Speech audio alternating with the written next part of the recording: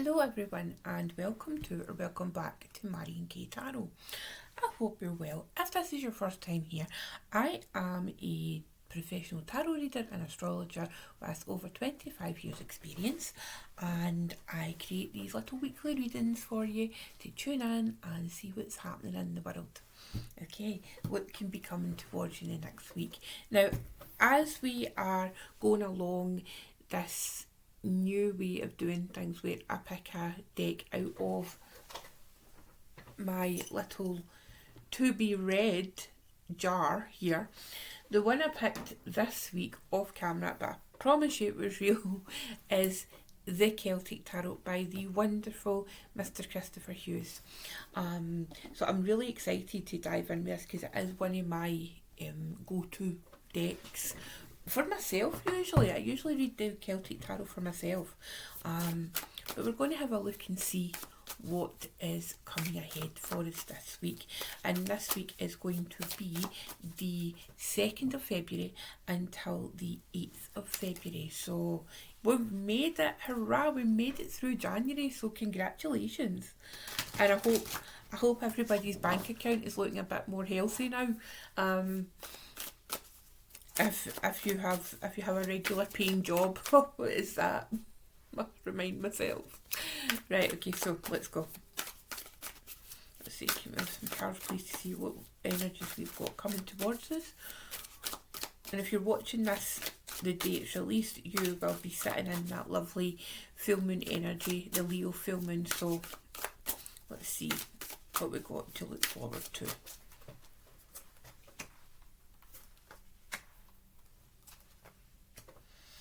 Ooh, we have got a big week, folks. Now, at the bottom of the deck, we have got the Druid, which in traditional decks is a Hierophant, okay? So we are taking that energy, that's our baseline energy this week. And the Hierophant is associated with the sign of Taurus. So we're looking at grounding this week and going with the cards that are the main cards that have come out in the reading. This is going to be really important for us going ahead. We're in Aquarius season. We have got that full moon in Leo, as I've just said. The energy's coming off of that. It can flare things up, and NATO signs square Taurus and therefore the Hierophant. So what can we expect? We can expect maybe things getting a bit pressurised this week. We have got the ever closer movement of Saturn going into Aries. Neptune has already just kind of popped in. It's going to be there for the next 18 years. This is big energy. This is energy that we have never experienced before in our lifetime. So anything that is coming up is fiery in nature, is things that you need to be a bit more selfish about, but understanding that selfishness can be self-care as well, but also being very much aware of the delusional and illusional aspect of Neptune. And I think that's where the Druid comes into the Hierophant, and that earthly energy, keeping our feet on the ground is at the base of the deck. So that's that's indicating that we need to anchor ourselves, but before we get lost in the kind of dreamlike state, the fiery dreamlike state, we need to keep our feet on the ground. Okay, so that's the energy. Now the cards properly, what we have got is we have got Rebirth, which is Judgment. We have got the Magician, wow, and we have got the Queen of Wands. So that fiery energy, that energy that's basically saying to us, and this is often associated with Aries, the Queen of Wands. She's known in many descriptions as the witch's queen, the most magical queen, the most powerful queen, mainly because she does not bow to anyone. In fact, none of the queens bow to anyone, to be honest. I mean, the kings are supposed to be superior. We all know that isn't true. We know that. You know, that queen-like energy, and she's got a wee cat here, and she's also got a dragon. You know, so I love the wee dragon references in this deck because Christopher Hughes is indeed Welsh.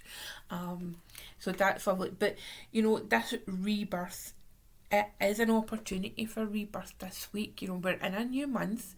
We are headed, we've got, you know, it's like we've got kind of Imbolc happening as well.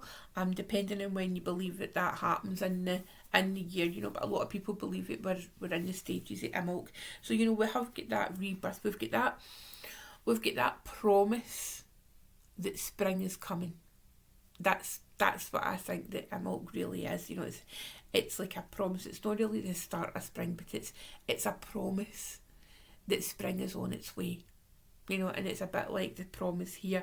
We can't quite see the sun high in the sky, but it's like the sun is rising again. That rebirth, we've got this child here, you know, it's like kind of fenced off, but it's just waiting. It's waiting for the gates to open. You know, and it's like you're still feeling as if you're in like a kind of holding pattern. And you're just waiting for that spark. And I think, you know, the spark comes with the Magician, with that mercurial energy, with the fact that you come to a realisation this week that basically if you want something done, you need to do it yourself. Okay? And that is very much that energy that's coming through with, again, Aries individualisation, you know, the individual thing. Whilst we all love to collaborate and work as a team, etc., you know, but ultimately it's only you that can look after you. You know, there's going to be people who come into your life and stay for a long time. There's going to be people who come into your life only for a moment of time, and they make a huge impact.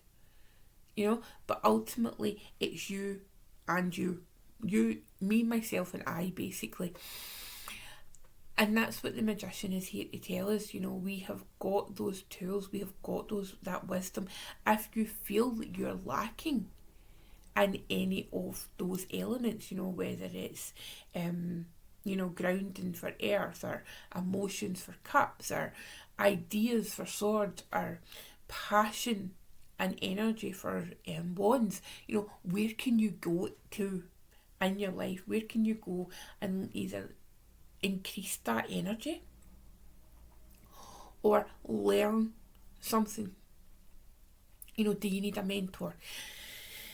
Do you need a coach? Do you need somebody that can help you find that part of yourself that's within you? And this is a constant thing. You know, this is a constant thing in life. We are constantly learning, we are constantly evolving. And with each cycle and each version of ourselves, you know, each season of ourselves, we're entering, you know, with that Imbolc energy, we're entering into this new rebirth. So all winter long, you know, we've been hibernating, you know, the seeds have been planted, and we've been tending to them, and we've been hoping with a wing and a prayer sometimes, you know, that if we keep watering it, you know, we keep watering those seeds, that they will eventually bloom. I'm always reminded, you know, it's like I was heading out the other day there, and I have got little bluebells that run along the side of my building, and they had been starting to shoot up, and I was like, January, it's still January, you know, these are early this year, but you know, that's that kind of Imbolc energy, you know, it's like that promise that spring is coming. So yeah, where can you manifest things better? Where can you, you know, do you need to go to a vision board class? Do you need to do a vision board? Do you think that there's things in place in your life right now that are assisting you? What's not assisting you? What needs pruned back? And I think, you know, we have got that Queen of Wands, as I said right at the start, that Queen of Wands with that passion, with that, it's pretty phallic as well, to be honest. You know, the wand suit is pretty phallic. It's where do you need to seize that power? You know, do you need to lean into your masculine energy just a little bit? You know, where I think sometimes we can see masculine energy as a negative, and but toxic masculinity, absolutely, that is something that, you know, that is very prevalent in the world if you just need to look at the news. But healed, pure masculine energy, it's there to help.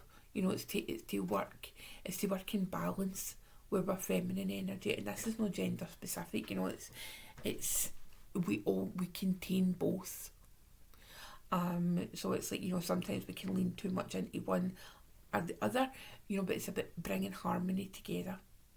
And again, bringing these parts of ourselves together so that we can be an individual, a balanced individual.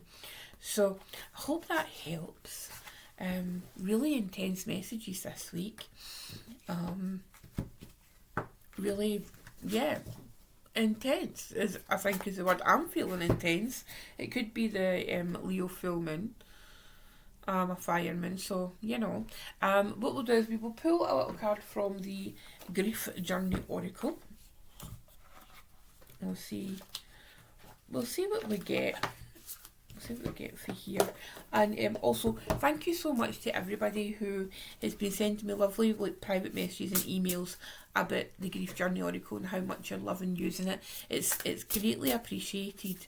And I'm so glad that it's out there in the world, making an impact in people and helping people, you know, and doing what we intended it to do. So it's a beautiful thing. Right, let's see if we can get a card here. Okay, so this week we have got retreat. Okay, and how does that fit in with the message that we've just had? And I think it comes to a point where retreating into yourself, you know, I just noticed that kind of matches my hair, doesn't it? But as I was saying, retreat into yourself. The notion that you need to be out and loud all the time, it's not necessary, you know. We need to retreat to recuperate with energy. January has been a long, grueling month. You know, it really has. So in order for us to, you know, replenish with energy going forward, we need to retreat. You know, we need to take a wee bit of time to ourselves. We need to, as we say in Scotland, we need to have a wee coorie in. And that's basically, you know, you get a blanket and you just, you know, take some self-care time, you know, just have some good sleep, you know. Don't worry about being busy all the time. Just take that opportunity to slow down a little bit and be present in the moments. Okay, my darlings, I hope that makes sense. You can buy the Grief Journey Oracle from our website, which I will link below. Again, if you would like a private consultation with myself, it's down below as well. And yeah. Oh, Oracle's Rebellion. We have announced the full lineup. We are extremely honoured and excited to welcome Rhonda McCrimmon, as well to the speaker panel. Rhonda is amazing. She has written 2 books. Her second book is out soon. And yeah, so I will leave a link to tickets below for that as well. And really, thank you so much, everybody. Have a wonderful week. I hope that everything goes well. And just remember, tomorrow is another day. Okay, and have a wonderful start to your February. Okay, my darlings, take care. Bye-bye.